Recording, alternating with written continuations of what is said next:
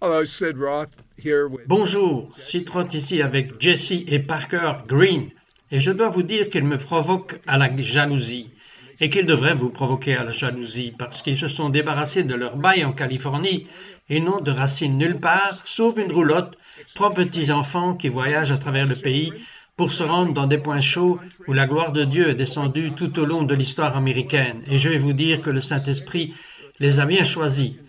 Jesse, mais je suis tout juste submergé par le courage, et c'est le mot que je vais utiliser, affiché dans vos vies, et c'est pourquoi nous avons filmé toutes ces choses et nous allons les mettre. J'espère que vous avez regardé notre chaîne ISN, c'est une chaîne surnaturelle sur Facebook et sur YouTube, afin que vous puissiez obtenir ces mises à jour de notre part. Mais vous venez de rentrer de Philadelphie et pour les personnes qui ne comprennent pas pourquoi, il y a un endroit appelé Hall de l'Indépendance à Philadelphie et il est connu comme le berceau de l'Amérique. Pourquoi? Parce que la déclaration d'indépendance, la Constitution américaine, a été faite là-bas, pour que ce soit le berceau de l'Amérique. Alors, quel meilleur endroit où aller pour jeter les bases de la prière, pour le plus grand réveil de gloire qui ait jamais frappé n'importe où dans le monde? Et je sais que beaucoup de gens disent, eh bien, tous les réveils que nous avons eus dans le passé vont être mis en place pour ce qui vient. Je pense que c'est plus grand. Mais alors, vous êtes allé là-bas pour la prière. Mais vous avez eu beaucoup plus que ce que vous avez négocié, car vous voulez que les gens se présentent. Et dites-moi, l'un d'entre vous, dites-moi ce qui s'est passé à Philadelphie. Vous venez de finir là-bas. tell me one of you tell me what happened in Philly. You just finished there. Nous sommes allés et honnêtement, nous ne nous attendions pas à grand-chose. Mais en allant dans la foi et en étant vraiment obéissants, nous avons un dicton dans notre famille. Le royaume est l'endroit le plus sûr. Alors nous faisons simplement ce qu'il demande et vraiment Philadelphie était l'endroit où nous voulions mettre un enjeu dans le sol pour l'Amérique. Et ce que nous avons fini par voir était dans l'arrière-cour d'une chapelle de calvaire à Philadelphie. Nous avons vu des délivrances, des baptêmes et les gens remplis du Saint-Esprit, des personnes qui sont sorties de l'eau. Plus d'une centaine de baptêmes dans cette petite cuve baptismale au fond de ce calvaire. Et vraiment, nous avons vu des étincelles pour ce réveil là-bas. C'était incroyable. Oui, je ne pense pas que nous ayons vu jamais autant de délivrances dans toute notre vie. Il y avait beaucoup d'activités démoniaques.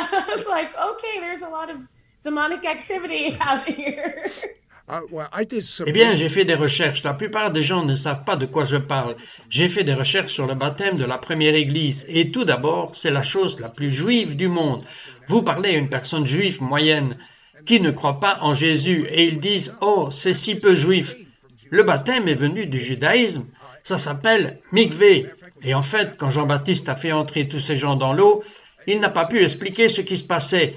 C'était une chose juive, c'est pourquoi tant de gens sont allés se faire baptiser avec Jean-Baptiste. Mais c'est ce qu'ils croyaient dans l'Église primitive, et nous l'avons perdu. Et vous dites juste que vous l'avez récupéré à Philadelphie. Lorsque quelqu'un a été baptisé dans l'eau, quand ils sont descendus et qu'ils sont revenus, les addictions sont restées sous l'eau, les traumatismes sont restés sous l'eau, ils ont été délivrés, ils ont été physiquement guéris. Ils sont venus les mains levées en parlant en langue sans coaching, dans les langues surnaturelles. Avez-vous vu? Je pense que vous avez vu un peu de tout ça. Did you see? I think you saw a little of all of that.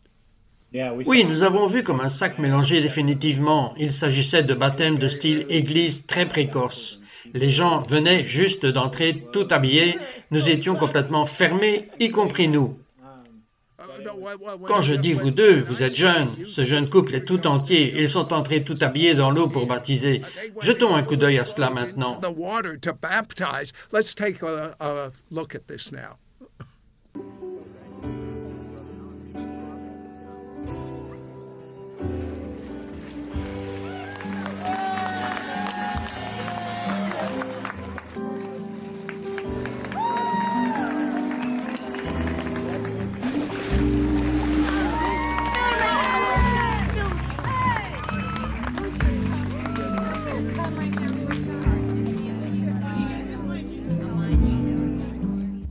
Alors Jesse, vous êtes allé à 6 endroits. Quels étaient ces endroits où la présence de Dieu s'est répandue dans tout le pays ou même dans le monde? Et vous êtes allé dans ces 6 endroits.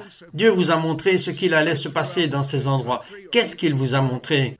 and you're going to these 6 places. God showed you what was going to happen in these places. What has He shown you? Oui, je crois vraiment que notre nation est dans un moment vraiment pinacle dans l'histoire en ce moment. Je pense que cette année, tout le monde est concentré sur 2020, mais j'ai en fait l'impression que le Seigneur est concentré sur 2021. J'ai l'impression que cette année sera un marqueur pour l'avenir de l'Amérique. Et honnêtement, j'ai l'impression qu'il regarde la mariée et il dit « Ok, es-tu d'accord avec ce que je veux faire dans cette nation ?» Et je pense que nous recevons tous une invitation pour cela. Mais je crois que l'Amérique est riche en histoire de réveil. Je dirais que la seule autre nation qui a été frappée par Dieu autant de fois, c'est Israël. Et Dieu a continuellement déversé son esprit ici. Et pourtant, il y a tellement d'endroits comme le Nord-Est, comme la Californie, où Dieu s'est déplacé d'innombrables fois. Et pourtant, c'est devenu stagnant avec le New Age et la sorcellerie qui vient de s'infiltrer dans la culture. Et je pense qu'en tant que corps de croyants, nous avons besoin de commencer à être d'accord avec Dieu et de dire « Dieu, que fais-tu dans ces endroits? Qu'as-tu fait avant ?» et ainsi de suite. Ces puits de réveil, comme beaucoup de prophètes les appellent, sont des lieux profondément ancrés dans l'héritage spirituel, dans des présences profondément angéliques.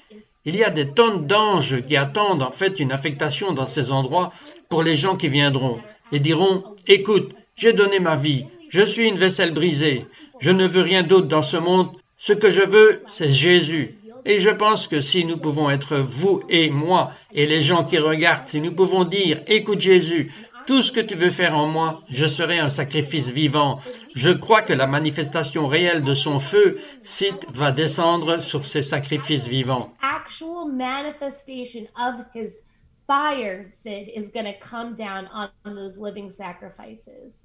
Maintenant, le prochain endroit où vous allez tous les deux est au Kentucky, où il y a le deuxième grand réveil. Pour ceux qui ne sont pas familiers avec le deuxième grand réveil, est-ce que l'un d'entre vous me donnerait juste une idée de ce qui s'est passé dans le Kentucky? Just give me a thumbnail of what happened in Kentucky.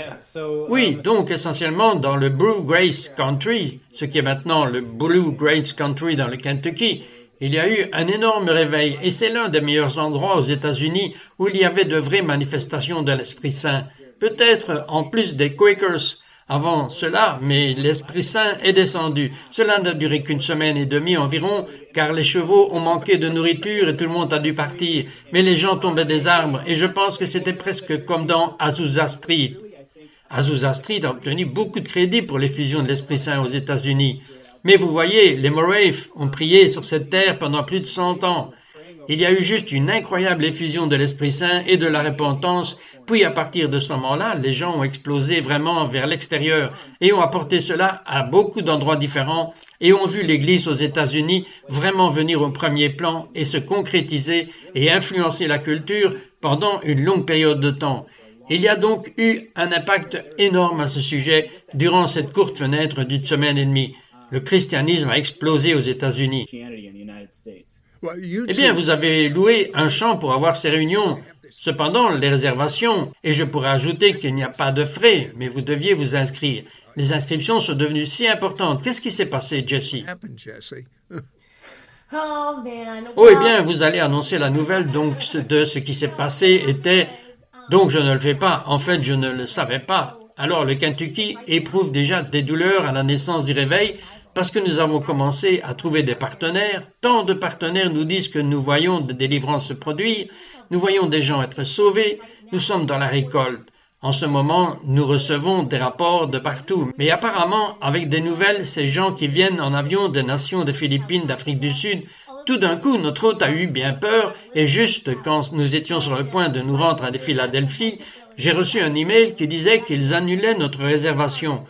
Mais puis-je vous dire un secret, Sith, s'il vous plaît? En fait, je n'étais vraiment excité qu'une seule fois. J'aime aussi les secrets, ok? Donc, je sais comment fonctionne le réveil, parce que je suis un étudiant en histoire du réveil. J'adore ça. Et je savais ce que Dieu promettait pour le Kentucky. Toutes les paroles prophétiques que je recevais, les visions que je voyais. Et j'étais un peu nerveux parce que j'étais, comme vous savez, que nous n'avons pas vraiment affronté autant de guerres. Tout s'est plutôt bien passé, c'est trop calme. Et puis tout d'un coup, sur le chemin de Philadelphie, je reçois un email que la réservation a été annulée. Et après la dernière année de notre réveil, je disais en fait, gloire à Dieu. Nous allons avoir un réveil parce que la terre est annulée, ce qui signifie que nous devons mettre toute notre confiance en Dieu. Et j'aime quand Dieu veut que nous crucifions notre chair pour établir nos plans et dire juste Dieu, nous ne savons pas ce que tu vas faire, mais nous allons mettre toute notre confiance en toi. C'est presque risible comme c'est prévisible. C'est comme l'année avant que nous avons eu un incendie et cette année-là, nous avons eu une inondation, donc nous n'avons pas passé un été dans le comté d'Orange où nous vivons. Nous sommes sortis de notre maison. Donc, inondation et incendie, et maintenant j'espère que les deux se réuniront. Et que la Californie sera un feu pour Jésus. Je n'ai aucun doute là-dessus. L'événement aura lieu du 15 au 18 juillet et vous devez vous inscrire, mais les billets sont gratuits. Et je vais aller sur leur site saturéglobal.com et faites vos réservations. Vous m'avez dit, à un moment donné, ils arrivaient comme quelques centaines de réservations par jour. Oui, tous les hôtels ont été réservés en 3 jours et donc, les gens savent par l'esprit. En fait, nous cherchons de nouvelles terres à partir d'aujourd'hui. Nous avons en fait une très grande perspective. Il y a des tonnes et des tonnes d'hôtels à proximité. Et si vous campez, il y a en fait des tonnes d'espace, comme pour la préparation de la nourriture et des trucs pour les campeurs. Donc cela pourrait en fait être une mise à niveau. Et il y a une ville plus proche avec de nombreux restaurants et des trucs comme ça. Donc nous étions un peu dans les problèmes avant de nous demander avec quoi allons-nous nourrir ces gens. Nous allons envoyer du beurre de cacahuète et de la gelée. C'est le préféré de ma femme, elle va adorer. Je vais lui faire du beurre de cacahuète et de la gelée tous les jours pour vous et Larry. Bien, faites-moi un tableau, une image de ce que Dieu est en train de faire naître dans votre esprit qui se produira là-bas. Peignez-moi l'image, Jesse. A picture of what God is birthing in your spirit that will happen there. Just paint me the picture, Jesse. Oui, donc j'ai l'impression que je suis censé mettre toute ma réputation en jeu pour cela, et comme si j'étais un prophète correct ou un faux prophète après cela, mais je vois vraiment Dieu manifester sa gloire d'une manière si tangible, où chaque personne dira qu'ils ont vu la gloire manifeste de Dieu, et c'est sans aucun doute. Alors il n'y a plus comme et juste ce genre de battage médiatique où il y avait comme une sorte de supercherie. Il sera si évident que j'ai l'impression que les gens vont réellement faire une pause et hésiter à même sortir leur téléphone à cause de la gloire et de la sainteté de Dieu. Je vois juste des gens tomber à terre. C'est comme si j'avais vu cette photo de moi prêchant l'évangile et puis cette gloire vient et je ne sais même pas quoi dire. C'est presque comme trop sacré pour être touché. Et en fait, je viens de chercher beaucoup à propos de juste dans Exode et Deutéronome, à propos du déménagement du tabernacle. Et je crois que c'est ce que nous allons voir. Donc nous préparons même le camping pour qu'il soit aménagé comme le tabernacle que vous voyez dans l'Ancien Testament. Et puis le Seigneur m'a dit cette parole. Et la parole est un mot hébreu. Et je sais que je vais gâcher comment c'est prononcé, mais c'est Viakel. Viakel est le mot sur le Kentucky et je suis tellement excité parce que je crois que Dieu appelle beaucoup de gens et ça va être ce nuage le jour mais un feu de nuit. Et je pense que ça va être un vrai feu tangible que nous verrons. Bien, je vais vous dire que je connais sa réputation par la prophétie qu'elle a eue et Jesse et Parker ne disent pas seulement cela, mais ils ont mis toute leur vie en Jésus, tout. Et je veux dire absolument que pouvez-vous continuer votre prophétie passée qui ont été vraies et vous grandissez, je veux dire qu'une fois qu'elles sont vraies, vous vous lancez un peu plus loin que vous n'auriez pu le faire si elles n'avaient pas été vraies. Donc cela vous donne la foi d'aller plus loin. Et comme il est dit, vous allez de gloire en gloire. Et c'est ce que je vois Dieu faire avec vous deux, de gloire en gloire. Mais j'ai fait une erreur. J'ai dit, Jesse, avez-vous de nouvelles visions comme ce qui va se passer en Amérique? Qu'est-ce qui va se passer avec le mouvement de Dieu? Et elle a dit oui. Dites-nous. She said, yes. Tell us. Oui, je plaisante toujours, mais lorsque vous passez du temps dans la présence de Dieu et que vous êtes juste son meilleur ami, il aime vous parler. Et pour nous, c'est comme nous. Je pense que quand nous obéissons à Dieu et que nous lui donnons nos vies, pour chaque personne qui regarde, Dieu veut vous dire ses secrets. Il recherche des personnes avec qui s'associer. Si vous regardez en ce moment, vous pouvez littéralement aller dans votre chambre et dire « Dieu, dis-moi ce que tu fais.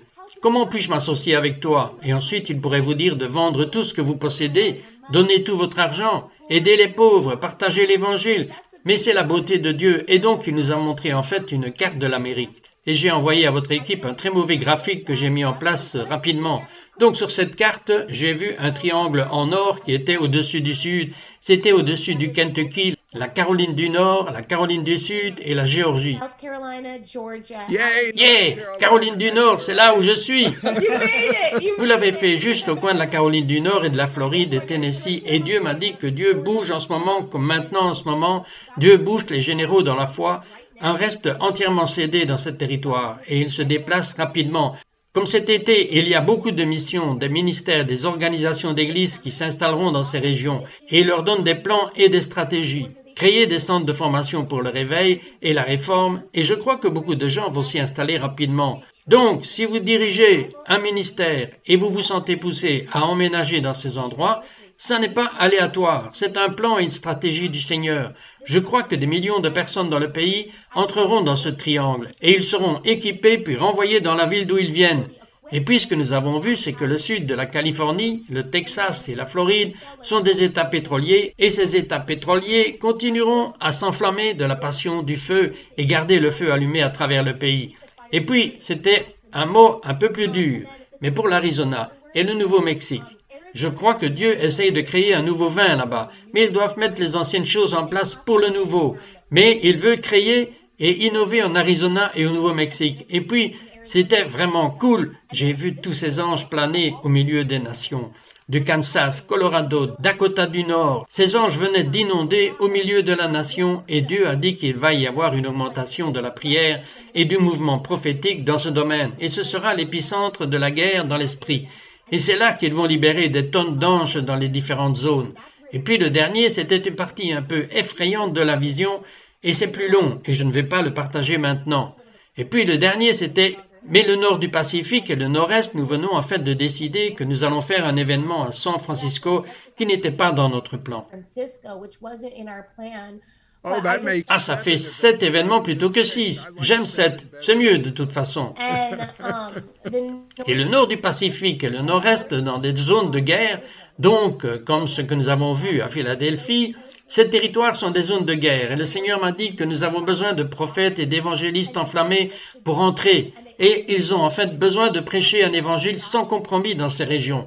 Ces territoires ont été négligés et ils nécessitent de nouvelles stratégies et je crois que ce que nous envoyons dans le nord-est et le nord-ouest, nous devons être si stratégiques qu'ils ne peuvent pas avoir de péché secret, qu'ils vont être retirés s'ils font cela. Nous devons envoyer des gens qui ont l'armure complète de Dieu, qui ont un cœur pur, mais nous devons regagner ce territoire. Mais c'est plus comme une guerre dans ces régions. but it's more like a war in those areas. There's something interesting. Il y a quelque chose d'intéressant que j'ai appris qui va avec cela cette semaine. Mais dans une guerre du Péloponnèse, ce sont les Spartiates contre les Athéniens que les Spartiates ont envoyé un général quand leurs alliés étaient en difficulté. Ils n'ont pas envoyé une armée entière, ils ont envoyé un homme pour aller là-bas, dans cette ville, et transformer ces gens en soldats. Et ce que je pense que Dieu fait vraiment dans ces régions, c'est qu'il prend des personnes de type apostolique et des équipes apostoliques, et il n'a pas forcément besoin d'envoyer 1 millier de personnes ou d'envoyer une grande équipe de missionnaires. Il envoie des gens qui sont des guerriers et qui sont des généraux qui ont fait leur preuve dans la tente de réunion. Comme Josué est resté dans la tente de réunion après que Moïse ait convaincu Dieu de ne pas détruire le peuple d'Israël, il a pris une tente et l'a mis à l'extérieur du camp, peut-être juste au cas où. Mais il est allé là-bas et a passé beaucoup de temps avec Dieu, et les gens se tenaient devant leur tente et regardaient et disaient « Qu'est-ce qui se passe là-dedans ?» Et je pense que Dieu prend vraiment le temps et sort les gens de l'endroit secret et dans le feu, comme de la poêle à frire presque dans le feu, et le Kentucky est la clé. J'ai vu une énorme clé frappée au centre, et c'est un peu en forme de trou de serrure côté est. Et l'État s'est levé des États-Unis, et d'autres États autour de lui ont commencé à se lever aussi. Et je pense que ce que nous allons voir est un énorme mouvement de Dieu, né de cet endroit, mais des généraux vont être envoyés. Donc je ne sous-estime pas votre appel. Si vous regardez en ce moment, ne négligez pas l'influence que vous avez, et faites attention à l'endroit où les généraux se déplacent, parce que Dieu joue aux échecs. Et l'ennemi joue aux dames en ce moment. Et Dieu va gagner, alors soyez dans l'équipe gagnante. Maintenant, dans une partie de la vision que vous recevez, il y a beaucoup plus de parties. Pouvez-vous commenter ce qui va se passer cet automne que Dieu vous a montré? What's going to happen this fall that God showed you? Oui, je n'ai vu qu'en partie cette partie de la vision. Alors, parfois le Seigneur m'emmène dans de longs films avec chaque petit détail de ce qu'il fait, et puis parfois il me montre juste de petits morceaux, et je pense que parfois c'est parce que nous n'avons jamais vu ou entendu ce qui va se passer, et donc nos cerveaux ne pouvaient même pas vraiment le comprendre. Mais je crois qu'il y a une autre secousse à venir, et je ne dis pas ça d'une manière effrayante, je dis cela pour être préparé. Et faire attention à ce qui se passe autour de vous. Si vous vivez dans un endroit où vous avez l'impression d'être isolé, vous n'avez personne avec qui courir, je dirais que c'est la saison pour déménager. Et aller trouver des personnes avec qui vous pouvez vous lier. Je crois que cet été, le Seigneur m'a dit avec urgence, et je n'ai jamais ressenti une urgence comme celle-ci de toute ma vie, que nous devons obtenir autant d'âmes que possible à former et à élever, qui sont capables de se battre, qui savent que lorsqu'elles deviennent chrétiennes, un disciple de Jésus qui dit « Je ne vis plus pour les voies du monde » et qui sont prêts à aller au combat. Et vous savez, tant d'entre nous respectons et aimons l'Église persécutée au Moyen-Orient et en Chine, mais nous ne voulons pas être l'Église persécutée. Mais je pense que cela va peut-être venir sur nous. But I think that hour may be coming upon us. Les gens disent « Je veux faire partie du reste ». Et je dis « Vous êtes sûr ?» Vous savez qu'il y a des gens qui nous regardent et tous les croyants, dans leur marche avec Dieu, ou même avant qu'ils ne deviennent croyants, ils sont en train d'apprendre à connaître Dieu mieux. Mais il y en a beaucoup qui ne se sont pas donnés. Et l'une des raisons pour laquelle ils ne l'ont pas fait est qu'ils ne se sentent pas capables de se donner à Jésus. Je crois que vous pourriez prier une prière surnaturelle qui libérerait les gens qui veulent être libres, d'avoir une connaissance expérientielle de Dieu, d'entendre sa voix, de suivre le berger. Je veux dire, puisque vous l'avez fait, vous avez l'autorité pour prier avec les gens, pour le faire aussi. Voulez-vous prier maintenant? Et si vous voulez que nous répétions la prière, ou si vous voulez simplement prier sur nous, quoi que vous soyez dirigés. Je crois que je voudrais juste bénir tout le monde qui regarde ou écoute, sachant que le royaume est le lieu le plus sûr, et prier pour qu'ils sachent que leur Père les a en main. Il n'y a qu'une seule religion dans le monde entier avec laquelle vous pouvez mourir et être sauvés. Donc je pense que c'est bien pour nous de prier et de bénir et que les gens puissent recevoir comme ils l'entendent. Soyez dans une posture de réception dans votre cœur. Si vous conduisez, ne retirez pas vos mains du volant, mais juste prions. Donc, Dieu, j'appelle ton peuple à lire ta parole pour ce qu'elle dit.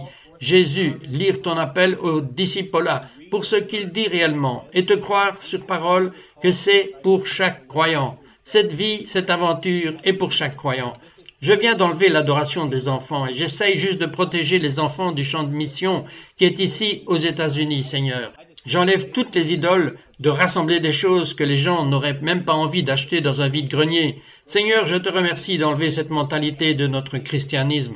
Et Seigneur, de nos vies actuelles, que nous avons juste besoin d'une chose, de plus, et alors nous serons heureux. Nous avons besoin d'une chose, et d'une seule chose, et c'est Jésus. Jésus ou rien. Jésus, donc je te remercie, Seigneur, d'être notre Sauveur, notre Messie, que tu entres dans la vie de tous ceux qui écoutent en ce moment, et tu brises les chaînes qu'ils ne voient même pas, qui les empêchent de vivre une vie pleine de Christ. Seigneur, romps-les maintenant, et Dieu Père, nous te remercions de fournir chaque étape du chemin à ta gloire et pour ton nom. Que tu sauves ton peuple pour ta gloire et pour ton nom, comme tu l'as fait plusieurs fois dans la Bible et à travers l'histoire et aux États-Unis. Dieu, nous te remercions que cette fois tu voudrais te montrer fort en notre nom et au nom des personnes qui écoutent en ce moment. Montre-toi fort en leur nom.